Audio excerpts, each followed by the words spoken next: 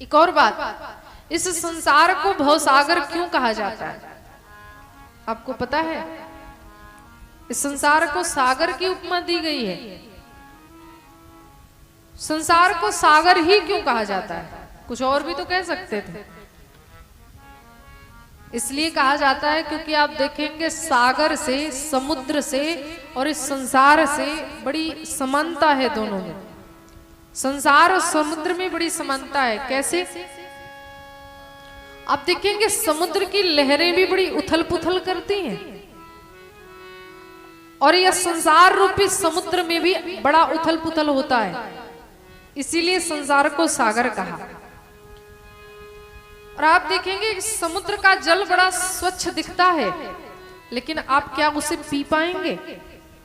वो बस दिखने में साफ सुथरा होता है, हम उसे पी नहीं सकते। उसी प्रकार यह संसार भी उसी सागर के जल के समान है। ये दिखने में तो बड़ा प्रिय है, लेकिन बंधुओं ये हमारे लिए लाभदायी नहीं है।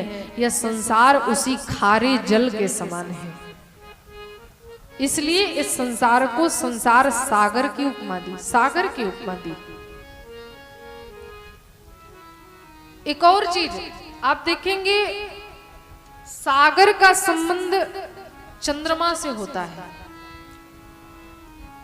जब चंद्रमा पूर्णिमा के दिन अपना पूर्ण स्वरूप धारण करता है तो आप देखेंगे समुद्र की लहरें इतनी तेज हो जाती हैं, उसमें ज्वार उठने लगता है। समुद्र की लहरें चंद्रमा से इनकी तरंगे जब आपस में मिलती हैं तो समुद्र में ज्वार उठने लगता है। उसी प्रकार यह संसार सागर भी है। इस संसार का संबंध हमारे सीधा मन से है। जैसे सागर का संबंध उस चंद्रमा से है, उसी प्रकार इस संसार सागर का संबंध भी हमारे मन से है। और मन के देवता कौन है? चंद्रमा।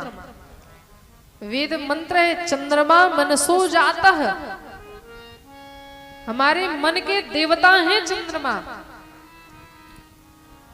इसलिए आप देखेंगे कि संसार में कुछ भी होता है तो सीधे हमारे मन को प्रभावित करता है।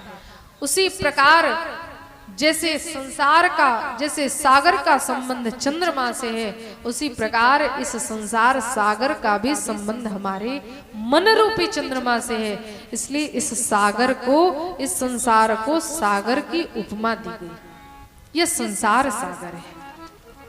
अब इस सागर को पार कैसे करना है तो उपाय बता दिया बाबा ने। भगवान श्री राम के चरण कमल रूपी नौका का यदि आश्रय ले लिया जाए तो इस संसार सागर में हम कभी डूबेंगे नहीं और धीरे धीरे करके हम इस सागर को पार कर जाएंगे। महाराज प्रभु श्री राम को नमन करने के बाद बाबा ने 7वें श्लोक में कहा, नाना पुराण निगमागम सम्मतम यद रामायणे निगदितम क्वचिदन्यतोपि स्वान्तः सुखाय तुलसी रघुनाथ गाथा भाषा निबद्ध मति मंजुल मातनोति। बाबा ने कहा जो मैं इस ग्रंथ की रचना कर रहा हूं तो इसमें कोई अलगाव नहीं है। इसमें ऐसा कोई नहीं कि शास्त्र के विरुद्ध हो कोई